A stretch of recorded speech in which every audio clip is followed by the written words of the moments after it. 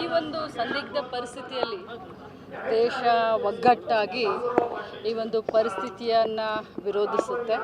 ಈ ಪರಿಸ್ಥಿತಿಯ ಸಂದರ್ಭದಲ್ಲಿ ಇಡೀ ದೇಶ, ಯಾವುದೇ ಪಕ್ಷ ಇರಲಿ, ಯಾವುದೇ ಸರ್ಕಾರ ಇರಲಿ, ಒಗ್ಗಟ್ಟಾಗಿ ಈ ಉಗ್ರರನ್ನು ಮೆಟ್ಟಿ ನಿಲ್ಲಲಿಕ್ಕೆ ನಾವೆಲ್ಲರೂ ಒಗ್ಗಟ್ಟಾಗಿ ಹೋರಾಟ ಪ್ರತಿಕಾರವನ್ನು ಬಯಸಿದ್ದಾರೆ. ಭಾರತ ಜನ ಪ್ರತಿಕಾರವನ್ನು ಸರ್ಕಾರ ಈ ನಿಟ್ಟಿನಲ್ಲಿ, ಕೇಂದ್ರ ಸರ್ಕಾರ ಈ ನಿಟ್ಟಿನಲ್ಲಿ ಯಾವುದೇ ಕ್ರಮ ತೆಗೆದುಕೊಂಡ್ರೂ ಕೂಡ ನಾವೆಲ್ಲರೂ ಅವ್ರ ಜೊತೆಗಿರ್ತೀವಿ.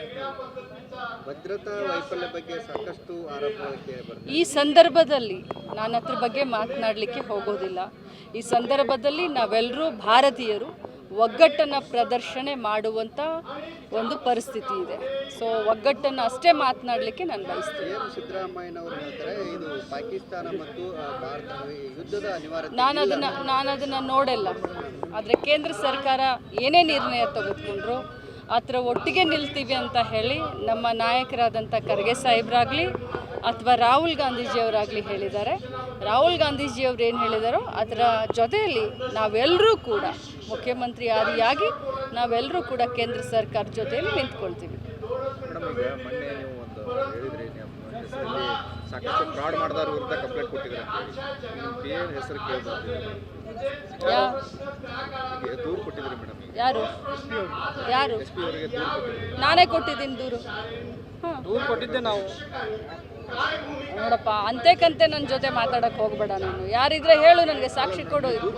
ನಾನೇ ದೂರು ಕೊಟ್ಟಿದ್ದೀನಿ. ನನಗೆ ಕೇಳಿದ ತಕ್ಷಣ ದೂರು ಕೊಟ್ಟಿದ್ದೀನಿ. ಮತ್ತೆ ಯಾವ್ರ ಹೆಸರು ಬರುತ್ತೆ, ಇವ್ರ ಹೆಸರು ಬರುತ್ತೆ ಅಂತ ಇದು ಒಳ್ಳೇದಾ ನೀನು ಕೇಳೋದು ಈ ರೀತಿ? ಮತ್ತು ದೂರ ಎದಕ್ಕೆ ಕೊಡ್ತಾರೆ? ಸಾರ್ವಜನಿಕರಿಗೆ ಅನಾನುಕೂಲ ಆಗಬಾರ್ದು ಅಂತ ದೂರು ಕೊಡ್ತಾರಲ್ಲ. ಒಬ್ಬ ಜವಾಬ್ದಾರಿಯುತವಾದಂಥ ಮಂತ್ರಿ ಸ್ಥಾನದಲ್ಲಿದ್ದು ಅದರಿಂದ ಸಾರ್ವಜನಿಕರಿಗೆ ಅನಾನುಕೂಲ ಆಗಬಾರ್ದು ಅಂತ ದೂರು ಕೊಡ್ತಾರಾ ಅಥವಾ ಅದನ್ನು ನೋಡಿ ಕಣ್ಮುಚ್ಕೊಂಡು ಕೂರ್ತಾರಾ? ನಾನು ಒಂದೇ ಮಾತನ್ನು ಹೇಳಿದೆ, ಭಾಳ ಕಠಿಣ ಶಬ್ದದಲ್ಲಿ ಹೇಳಿದೆ. ಈ ಉಗ್ರವಾದ ಇದೆ, ಏನು ಅಟ್ಟಹಾಸವನ್ನು ಮೆರೆದಿದ್ದಾರೆ, ಇದರ ವಿರುದ್ಧವಾಗಿ ನಾವೆಲ್ಲರೂ ಒಗ್ಗಟ್ಟನ್ನು ಪ್ರದರ್ಶನ ಮಾಡಬೇಕಾಗಿದೆ. ಅದು ಎಷ್ಟು ಅವ್ರು ಏನು ಮಾಡ್ತಾರೋ ನಾವೆಲ್ಲರೂ ಅವ್ರ ಜೊತೆ ನಿಲ್ತೀವಿ.